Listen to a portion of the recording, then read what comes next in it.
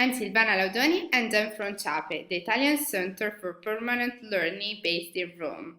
Today I'm going to present you the open educational resource concerning the analysis of branding aspects in the design process. Branding is the process carried out by companies to differentiate their offer from similar ones using distinctive names or symbols. Its main purpose is to promote the brand image and to encourage customer brand loyalty. A new product could come with a new brand, maybe because it signed the introduction of a new line that uses special material or that is meant to satisfy customer special needs. The new brand must be coherent with your corporate brand strategy and vision.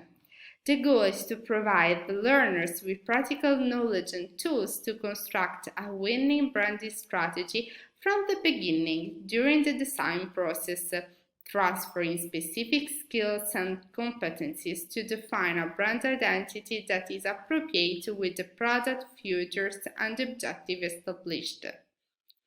Branding is based on the ability to communicate and to create longer-lasting relationships, so we can distinguish three different possibilities. The best case is when consumers know exactly what a company is delivering and are willing to pay a premium for its products. A company is in a neutral case when the market doesn't recognize its products. The worst case is when a company doesn't have a brand strategy and its actions contradict each other and confuse its customers. A good corporate reputation has its basis on socially unique experiences and relationship with all company's important stakeholders. Corporate brands may carry out the most weight in terms of competitive advantage by assuring customers' loyalty. But we also need to create a brand that stands on its own. On the basis of a deep market analysis, a clear brand identity needs to be defined in order to effectively communicate values, creating a strong customer relationship, and so assuring a stable position into the market. We can distinguish four dimensions under which a brand identity is typically developed. Brand as a product, when the brand is associated with a product attributes values. Brand as an organization, when the brand is associated with the organization overall culture and values. Brand as a person, when the brand becomes a vehicle to express the consumer's personality. Brand as a symbol, when the brand is related with social significance.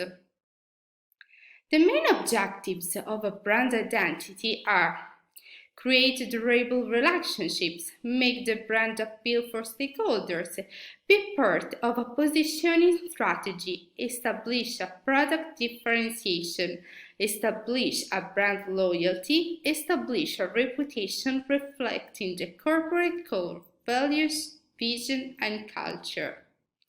Here we present you the brand identity prism, a concept that helps to visualize how a brand is expressed through specific facets to tell its story. Specifically, the way the brand presents itself, how consumers see the brand's visible aspects, and its values policy. A practical example is proposed here for the Italian brand Texon Fabric. The branding strategy can assume different forms, considering the main aspects of the product's composition, the competitors, the market, and the available resources. We can have different possibilities: launch of a new brand or sub-brand, brand extension, co-branding, and licensing. The launch of a new brand presupposes a new identity incorporating a new vision and communicating specific messages. We report here two examples, those of Kurt Meyer market leader in the textile machinery sector, who launched in 2017 Kmon, a brand of software solutions to connect textile machines into the digital world, and the one of DuPont that launched a different brand for the commercialization of fibers, having advanced properties to be applied in the technical textile sector. Sub-brands are typically created as opportunity to reach a new audience. Here, the example of Furry Group, an engineer company that have developed different kinds of sub-brands in within the technical textile division addressed to different sectors: cable, automotive, construction, and healthcare. Brand extension is when a brand extends itself from one category into one another. We can report the example of Resistex, a brand of technical yarns that have extended its products into different technical textiles application compartments. Co-branding is the practice of two or more companies or brands coming together for a common marketing strategy. The goal is to sell new products or services for both of those companies. For instance, Levi's Commuter and Jaguar by Google gave birth to the tracker jacket, weaving Google technology into the denim and providing the urban cyclist with a safer ride thanks to the touch commands. Licensing is an agreement in which a company allows another organization to use its brand on other products for a fee or royalty. For instance, Schuler, a Switzerland manufacturer of technical and functional textiles, offers under licensing some textile finishing technologies to be used for the textile production of the licensing partners, offering at the same time comprehensive services. The branding strategy, together with corporate identity and communication and promotion campaign implemented, if successful, contribute to the creation of the brand equity, so the amount of money that consumers are willing to pay just because it's your brand. Brand equity can be evaluated through different measures. The most commonly used equity measure is the consumer-based brand equity, defined as the differential effect of brand knowledge on consumers' response to the marketing of the brand.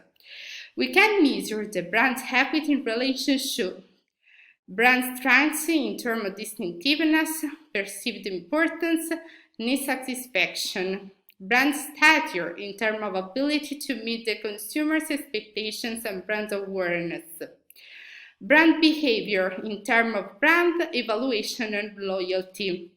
Another brand equity measure is the market-based brand equity that takes into consideration the following variables: price premium, measuring the premium consumers are willing to pay for a brand; revenue premium, reflecting the change of a brand value over time; or commodity distribution volume, measuring the ability to obtain distribution channels and shelf space; sales revenues, that are indicators of the brand market share. Finally, we can mention the financial-based brand equity measures that are based on financial market performance. For instance, we can report two variables: intangible asset value, generating future cash flows or reducing their volatility; interbrand value, combining the subjective consumer's mindset of brand equity with objective brand performance in the product market. Anyway, the rules to develop accessible brand value in any market can be summarized in 4 points. Keep the initial promise in terms of quality and performance service. Be a bearer of principles and values in which consumers recognize themselves. Be innovative. Have an attractive capacity through a well-structured communication strategy. So we can say that forming a great brand can help to increase awareness, inspire loyalty, and convey your desired messages to your consumers. It can be difficult to create an effective brand strategy that will adequately promote a new product or revise the design. In these slides, we intended to give instruments tools to help you create a product design embedding a clear message. For today, we finished, and thank you for your attention.